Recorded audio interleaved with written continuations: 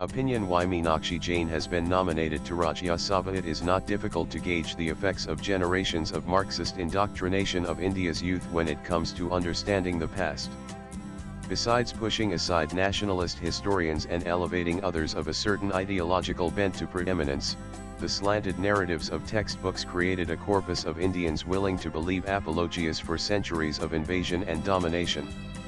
As contrary evidence was not allowed to be presented, young Indians believed it. If many people who consider themselves well-educated and wary and even proud Indians asked who when they read the name of Meenakshi Jain among the four nominated to the Rajya Sabha, it proves the success of that leftist indoctrination process. Those Indians may not even consider themselves left-leaning or have any discernible political views, but their co-option is evident in their ignorance about uncomfortable truths and those who tell them. Among those challenged truths are, for instance, the importance of sacred spaces and deities to Hindus. God is in our hearts, they say sagely. We do not need idols or temples to worship. These educated Indians do not realize that collective memory was insidiously wiped out, replaced with a passive acceptance of the gruesome reality of temples and deities being the target of centuries of iconoclasm that led to many being destroyed and others being hidden by guardians. The God is in our hearts mantra was a way to come to terms with the dire situation of a religion under persistent attack. When mandirs are demolished, deities are desecrated, priests are killed or converted, and the wealth of temples that also funded educational and societal functions is looted, what is the logical recourse to hide deities and temples and hide faith itself in a place where it cannot be seen and thus rooted out in the minds and hearts of devotees? And Jain's resolute scholarship and robust writing bring long suppressed facts back into sharp focus. Especially her 2019 book Flight of Deities and Rebirth of Temples, which elaborates upon the prolonged project to decimate an ancient faith. She has many more well-researched books worth reading, but this one should be made mandatory for all Indian high school students in order to reverse the effects of the debilitating revisionism of generations of leftist historians. The old leftist vanguard is well known from D.D. Kosumbi, R. Sharma, and D. N. Jyotiromala Thapar and Imran Habib, besides fellow travelers of varied merit. But their impact can be seen in the current crop of liberal narrative historians too, who target a non-academic and more credulous audience.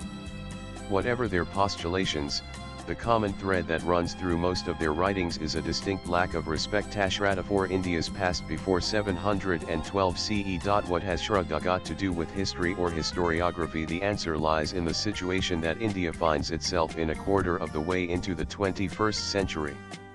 So many Indians, even post-independence, have grown up thinking the past was a matter of shame, a dark age of caste and gender oppression and exploitation by kings and feudal entities. They were told India was but a patchwork of competing and antagonistic interests, and salvation lay in compromise and rejection. Thus, any look at the past has been tempered by a heavy tadka of skepticism and even contempt. We are modern, Indians say. We are inheritors of a composite culture, the latter being a phrase dinned into the young Indian minds via school textbooks, particularly during the reign of Nurul Hasan as education minister. It is as if being a modern Indian needs negation and derision of historical legacies that precede the cultural precepts of the so-called Ganga Jamuni Tehzeeb. Many examples in Jain's introduction to her book contextualize the Ashraddha aspect. As Marxist apologists downplayed and rejected iconoclasm al-Bragangas, a major precept of Islamic invaders, they inserted a totally false equivalence by asserting with no credible proof that Hindu kings had done the same before them. That narrative is being assiduously carried forward, even as recently as the books by Anirudh Kanasetti on the Deccan Kingdoms. If the depredations of the Indian left historians were not enough, the denigration of ancient and non-Islamic India by foreign Marxist historians like Richard Eaton has given this Ashraddha an added allure, as Indians are inclined to look abroad for validation. Eaton, as Jain points out, imbued the repeated attacks of Mahmud of Ghazni on India and India's sacred spaces reduced to political centers with a halo of plain secular greed rather than bloodthirsty religious zeal. No wonder debris of demolished temples meticulously listed by Jain and extant mosques is sought to be explained away as examples of productive engagement with local traditions by sword-wielding invaders.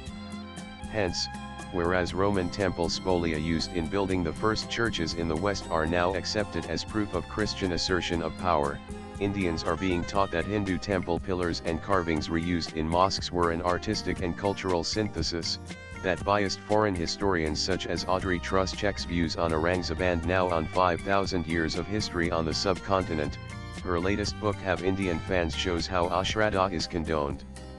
This, even though she deliberately deviates from standard historical methodology odd for a practicing academic by skipping any evidence contrary to her arguments, such as Buddhism continuing in India long after its supposed targeting by resurgent Hinduism. Jain is one of a small band of intrepid warriors fighting to restore Shraddha to the real idea of India, highlighting the long drawn-out subjugation of an identity and its persistent demonization.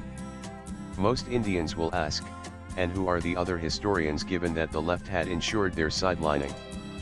Those Indians who know and admire, say, Ramchandraguha's brand of liberal history will not know the works of Ramsvarup, Sitaram and Ramajoy's. The two-volume Hindu Temples and What Happened to Them, edited by Sitaram with contributions from Ramsvarup, Arun Chori, Harsh Narayan, and J. Dubashi in 1990, was like a forerunner of Jain's 2019 book on the flight of deities. But the heat and dust of the Ram Janmabhoomi movement in the 1990s and the redoubled efforts of Marxist historians to control the narrative on the idea of India postponed affecting real change in people's minds, until 2014. Swipe left for next video. The task of reversing long-standing distortions about our ancient heritage and restoring Shraddha for it is all the more onerous as today's Indian parents and some grandparents have been through the same brainwashing exercise in school. Giving Jain an unparalleled forum like the Rajya Sabha to create greater awareness about a long distorted and suppressed historical and cultural legacy of India is another step in the battle to liberate India's hearts and minds. The author is a freelance writer. Views expressed in the above piece are personal and solely those of the author. They do not necessarily reflect News 18's views. Latest blogs.